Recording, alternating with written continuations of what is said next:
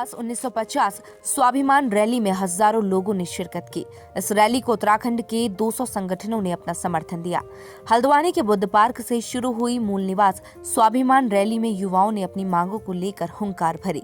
तिकोनिया स्थित बुद्ध पार्क से हजारों युवा जुलूस निकालकर हीरानगर गोलजू मंदिर तक गए।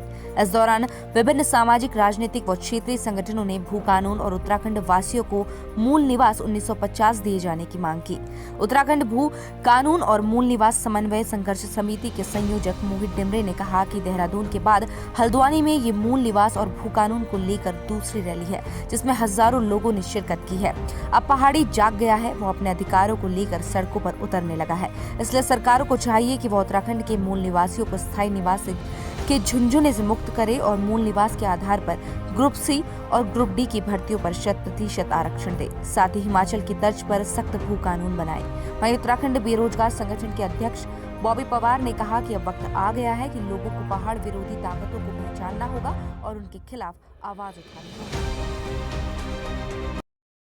उत्तराखंड में एक बड़े आंदोलन की शुरुआत होने जा रही है। लोग अपने मूल अधिकार अपने राज्य में सुरक्षित करना चाहते हैं, अपने जल जंगल जमीन को बचाना चाहते हैं, अपनी नौकरियां, अपने संसाधन चाहते हैं कि यहाँ के लोगों को मिले। आज हम देख रहे हैं भारी ताकतें हमारे राज्य में घुसपैठ कर चुकी हैं और यहाँ के जितने भी संसाधन हैं उन पे कब्जा जमा रही है। यही स्थिति रही तो आने वाले समय में जो उत्तराखंड के मूल निवासी हैं उनका अस्तित्व संकट में आ जाएगा। ये लड़ाई अपने स्वाभिमान को, संस्कृति को बचाने की है, तो ये लड़ाई निरंतर आगे बढ़ती रहेगी जब तक सरकारें हमारे अधिकार सुरक्षित नहीं कर देती हमारे राज्य में।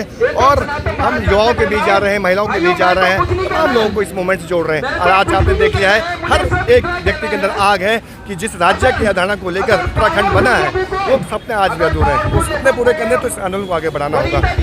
एक तो प्रदेश विरोधी ताकतों को पहचानना पड़ेगा।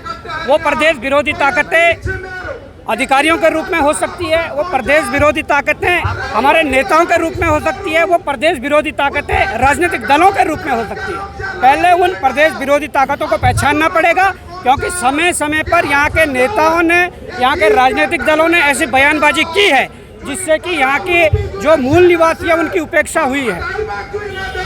मैं ये कहना चाहता हूँ, अगर यहाँ के नेता बंगाल से आए हुए व्यक्तियों पर जनजाति के दर्जे की मांग कर सकते हैं तो उनको यहाँ के लोगों को पहचानना पड़ेगा। वहाँ यहाँ जो मूल निवासी है उनके हकूक़ों की बात करनी पड़ेगी। अब मैं ये कहना चाहता हूँ कि जिन लोगों ने यहाँ संघर्ष किया है उनके बच्चों के लिए यहाँ जो रोजगार के अवसर थे, जो सरकारी विभाग में समूह गौ की नौकरियाँ निकलती है, उसमें जो पूर्व में अनिवार्य डॉक्यूमेंट मूल निवास था, उस मूल निवास को हटाकर इन्होंने स्थायी निवास प्रमाण पत्र कर दिया है। और स्थायी निवास प्रमाण पत्र करने के बाद क्या हुआ कि बाहरी प्रदेश से आए हुए लोग अवैध रूप से 4-4, 5-5 साल में स्थायी निवास प्रमाण पत्र बना रहे हैं, जिसका असर सीधा रोजगार पर हमारे युवाओं के डाका डाला जा रहा है। अब मैं ये कहना चाहता हूँ कि ये भी मांग उठ रही है कि हिमाचल की तर्ज पर भू कानून होना चाहिए, पर मैं ये कहना चाहता हूँ कि जो भू कानून चक्राता के भीतर, उत्तराखंड के चक्राता के भीतर लागू है, उस भू कानून को